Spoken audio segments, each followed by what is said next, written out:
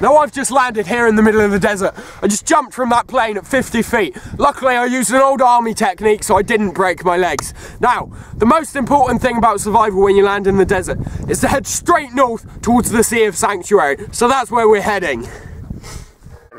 This is Pear Grylls, Ultimate Survivor.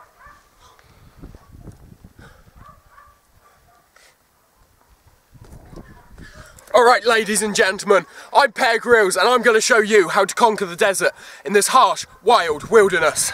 Right, now the most important thing in the desert is to make shelter, okay? To do this, we're going to start digging a hole. Now I'm going to need a tool to help me out here. Right, I found this from a dead antelope. Probably got eaten here, vultures have picked up all the meat, makes the perfect tool to dig a hole with.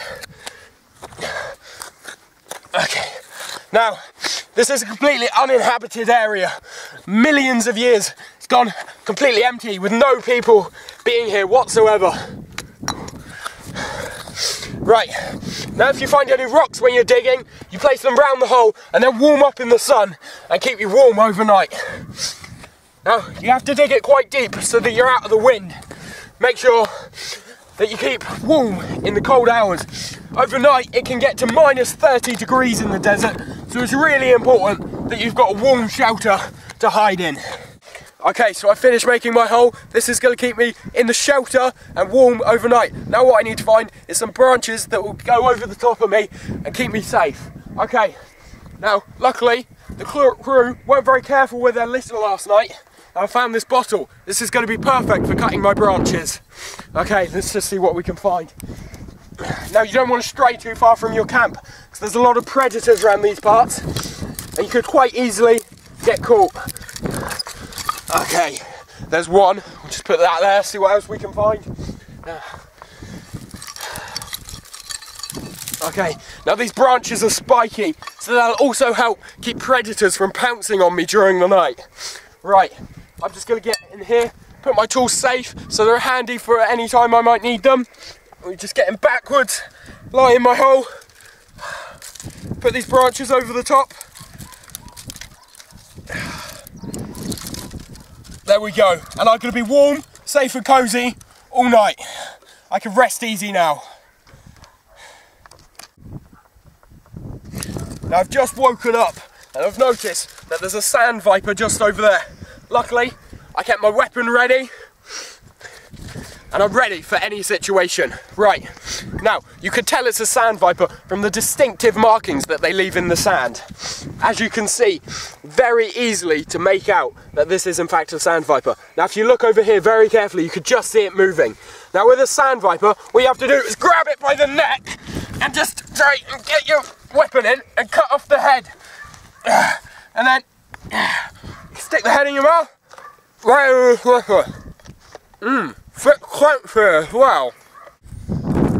Right, now after my very nutritious breakfast, I'm going to need to find some water. You get dehydrated very quickly out here in the desert, so it should be your second priority after finding shelter. Okay, let's see what we can find.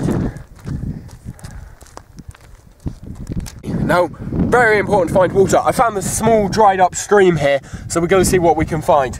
Now this is a very good sign that there might be water here. The natives believe that the fairies use these as tiny drinking cups. Now I don't see any water in there today, but if we dig down a little bit, we might find some. Luckily, I kept my tool on me, ready for such an occasion. Now as you can see, as we start to dig down, the sand changes colour. This is a good sign that there's a bit of moisture down there. Now, might have to dig down a little bit, but if I put my hand down here, I can already feel how much cooler the sand is getting. Now, as you can see, I've been digging for quite a while, and I think we're just about there. Oh yes, look at this. Found some water. Now it's very, very important when you're in the desert to try and preserve as much water as you can. Oh, that's just delicious. Oh, wow, I feel so much better now. We're gonna keep moving.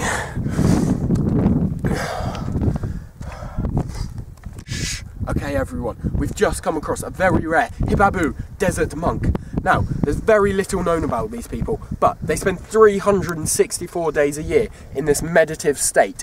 They only come awake one day each year on the hottest day in the desert, and they perform homosexual rituals all day. No one knows why they do this, but it's just one of those facts of life. Now, as you can see, completely unresponsive. Right, let's move on. Okay, let's keep heading towards the sea. I've just found a very nutritious lizard under here. Now, they're very good if you can catch them, but they're very, very fast. Now I found these little things and I'm going to try and catch him in. Okay. See him laying in the sand there? Okay, now he's in the shade. He doesn't realise we've spotted him yet. Oh, there he goes. Okay. Now they're very hard if you let them get into bushes. Very difficult to catch. We just have to try and persuade him away from the bush. Now they've also got very sharp teeth, so you can't let them get at your fingers. Okay, there he is. Now, this is actually a spiny desert gecko, okay? Now, as you can see, they're very well camouflaged. Now, he thinks he's sat on the sand, as it's the same colour as the sand. Right, let's just try and gently persuade him up here. There we go, I've got him.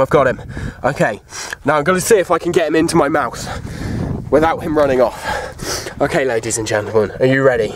Oh, he almost got away, that little bastard. Okay.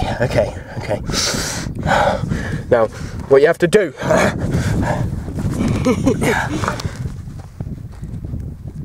There we go. Now, this one's a little bit small to eat, so we're just going to put him back. But, as you can see, perfectly adapted to survive in the desert.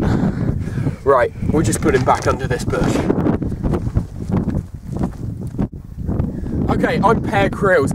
I've been tracking through the night and I got a little bit lost. I've ended up back at my base camp, but I've shored it up and I'm going to spend the next few days just resting, recovering my strength before I take on the next leg to the Sea of Sanctuary. Now, it's a bit of a tight fit. I've got all these bushes across the top, which will keep it really warm at night. It's a bit difficult to get into, but once you're in, it's guaranteed warmth and comfort. So you just have to wriggle in a little bit. Beautiful. Now, already I can feel the warmth that these blankets giving off. Now it's lovely in here. Cool sand, warm branches that will keep the sun out. It's going to be the perfect temperature to keep me cool and comfortable while I rest and recover my strength.